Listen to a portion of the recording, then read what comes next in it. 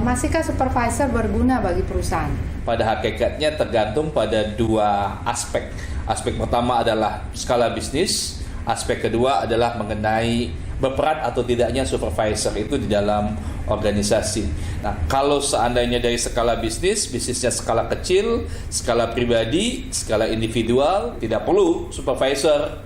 Tapi seiring dengan bisnisnya semakin berkembang, tidak lagi mampu sang pemilik tadi untuk mengelola bisnisnya sendiri dan dia membutuhkan orang untuk mengelolanya. Nah, orang yang mengelolanya itu kita sebut dengan supervisor.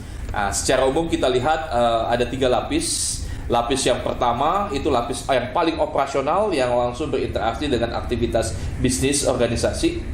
Kemudian lapis yang paling atas itu adalah lapis strategik. Nah, mereka mengurusi organisasi bisnis secara keseluruhan.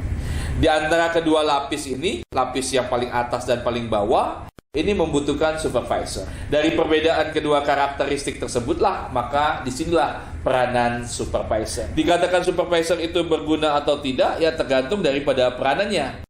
Nah, mereka supervisor itu diharapkan bisa berperan. Nah, perannya itu secara umum ada 3. Yang pertama adalah sebagai penerjemah, yang kedua adalah sebagai penghubung, dan yang ketiga adalah peran penyeimbang. Nah, namun dalam prakteknya tidak semua supervisor menjalankan 3 peranan itu. Hanya menjadi postman. Jadi ya tidak menerjemahkan apa yang menjadi kebijaksanaan pusat menjadi aktivitas nyata. Kemudian juga sering tai chi master istilahnya, sering tolak tanggung jawab. Dan yang ketiga, mereka lebih bersifat opportunities. Artinya lebih banyak mencari kesempatan bagi kepentingan pribadinya. Nah, kalau 3 hal ini dilakukan, maka tentu supervisor tidak berperan. Kalau dia tidak berperan, tentu saya katakan tidak berguna. Yang diharapkan adalah supervisor itu bisa berperan sebagai penerjemah, penghubung, dan penyeimbang sehingga dia dirasakan keberadaannya bagi organisasi.